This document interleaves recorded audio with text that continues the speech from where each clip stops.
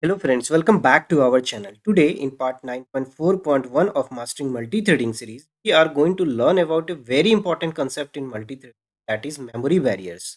We'll explore its significance in managing memory operations and resolving synchronization issues that commonly occur in multi-threaded environments.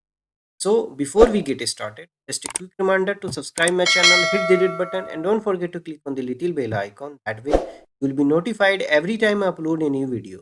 Okay, without any further delay, let's get started. Thread.memory barrier in C Sharp. What are memory barriers? Memory barriers are a way for synchronization memory access across multiple threads. They ensure that the changes made by one thread are visible to other threads in a consistent and predictable way. Without memory barriers, you might run into problems such as stale reads, data corruption, or even deadlocks. In simple terms, it ensures that memory operations that happen before the barrier are completed and any memory operation that happen after the barrier will not start until the operations before the barriers are finished. This helps in controlling the order of memory access and prevents potential issues like data races or inconsistent data when multiple threads are accessing shared memory location. Think of thread.memoryBarrier in C Sharp like a traffic cop for your program's memory, making sure all threads pause at the right point so that they don't crash into each other while sharing information. So let's start by examining a typical scenario where synchronization issue can arise in C Sharp multithreading. Okay, so here we have two threads operating concurrently, one writing to a shared variable, that is the data value, and another reading from it. However, without proper synchronization, this can lead to unexpected results due to lack of memory barriers. If you see these examples in detail, what I have done, I have created one variable named data value of static in data type, and I have initialized the value with 0 over here. This is nothing but the shared variable. Okay. Now there is a main method which is an entry point of this application. So here I am creating two thread. First thread name is data writer thread. The second one is the data reader thread. Data writer thread, what I am doing, I am just printing this statement console.writeLine data writer thread is being executed. And then what I am doing, I am accessing this data value variable, that is the shared variable, and assigning 10 value to it. Basically, I am writing a value to the shared variable via this statement. Now, if you see this thread number 2, which is nothing but the data reader thread, what it is doing, it is just accessing this data value shared variable and printing into this console statement. That's what I have written console.writeLine. The value of data value is data value. Then finally, I'm just starting these two threads, data writer thread.start, data reader.thread.start. Now, if you see this output, what output I'm getting? I'm getting data writer thread is being executed. The value of data value is 0. Here we did not get the value of 10 what we have set with the help of data writer thread. We got initial value of data value what we have set here.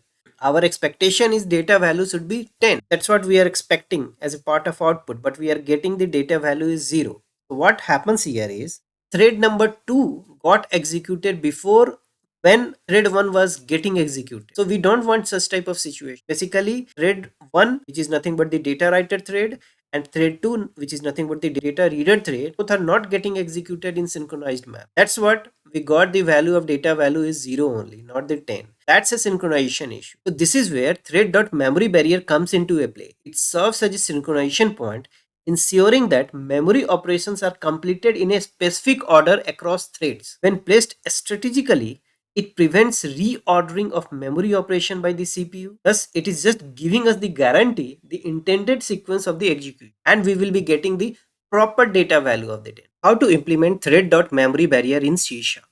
So basically, we need to follow two-step process by which we can implement memory barrier in C Sharp. What are those steps? Step number 1, identify synchronization point. What does it mean?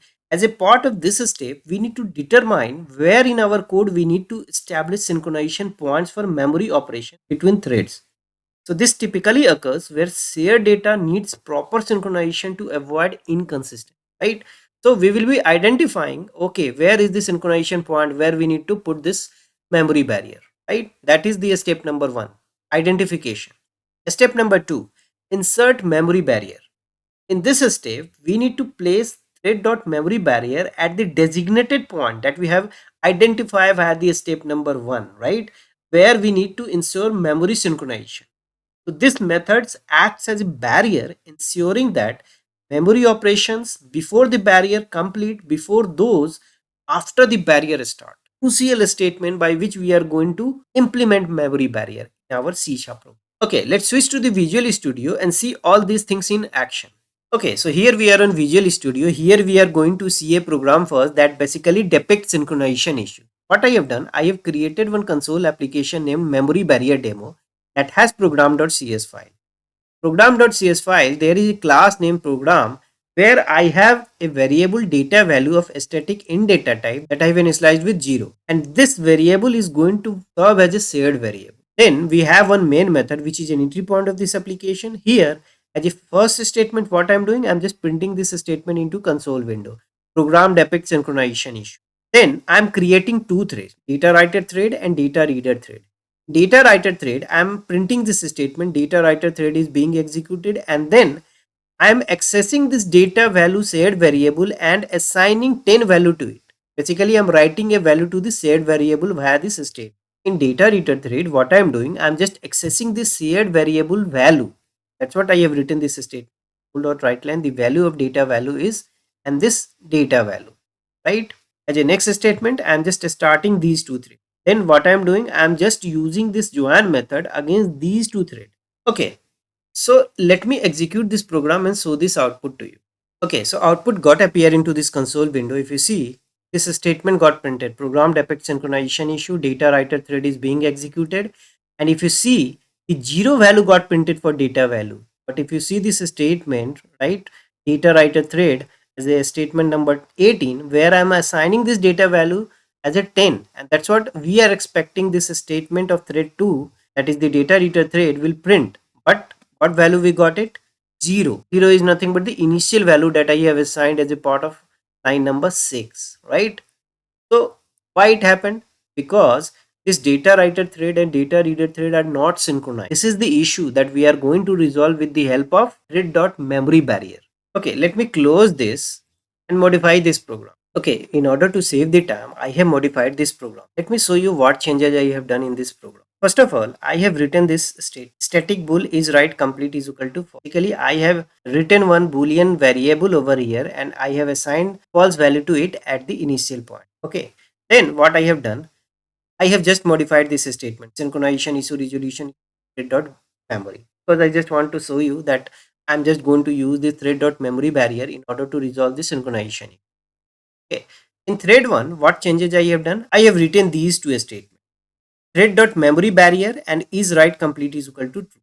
So Thread.MemoryBarrier, what it will do? It will ensure that write completes. And once write completes, then I am setting this variable as a true. So basically it is just going to indicate that the write operation is complete. Okay, so this is the changes I have done in this data writer thread. I have added these two statements. Okay, then in thread 2, I have written this while loop.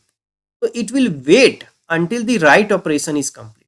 What we are checking over here, while negation of is write complete, and then it is just going to use this state Thread.MemoryBarrier, and then this statement is just going to get executed. The value of data value is data value. So here this memory barrier is ensuring synchronization. That's what we wanted to achieve it with the help of it, because I want the data value after this data writer thread write it. So this Thread.MemoryBarrier is just making sure that synchronization happens between data writer thread and data reader thread. Other things are same, like we are starting these two threads and we are using the join operation against these two threads. So that's what the changes I have done. So we have identified as a part of step number 1, this places I need to place this Thread.MemoryBarrier. And once this memory barrier is ensuring that write completes, then we are indicating that the write operation is complete, right? So this is the place we have put it. So we have identified those things and then we have placed the Thread.memory barrier statement over there, and that's how we are going to implement this Thread.MemoryBarrier in order to resolve the synchronization issue. Okay, so you have seen this program. Let me go and execute this program. Okay, so output got appear into this console window. If you see, the synchronization issue resolution using Thread.memory got printed, data writer is being executed, and we got the value of data value is 10. That's what we were expecting, right? So now this data writer thread and data reader thread are working in a synchronized manner.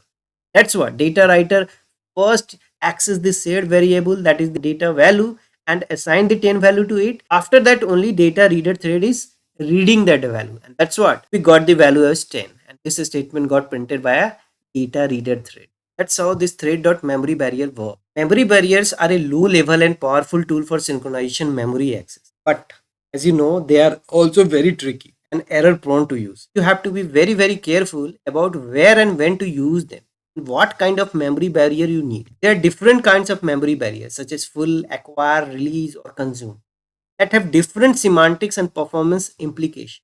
We will see all these things in future. Just for your information, this statement thread.memory barrier is going to serve as a full memory barrier in C. In most cases, we don't need to use these memory barriers directly because there are higher level abstraction that provide memory synchronization such as locks, volatile fields, interlocked operation, or atomic class. These abstractions use memory barriers internally. They hide the complexity and detail from us. They also provide other benefits such as mutual exclusion, atomicity, or ordering guarantees. So we should prefer using these abstraction over memory barriers unless we have a very specific and performance critical scenarios that requires memory barriers. Okay, so that brings me to end of my session. To sum up, in this video we learned what the synchronization thread.memory methods is and how it resolves the synchronization. That's all for this video, guys. If you like this video, hit the like button, share it with your friends and colleagues, subscribe to my channel if you haven't done already. Thanks for watching. See you next video.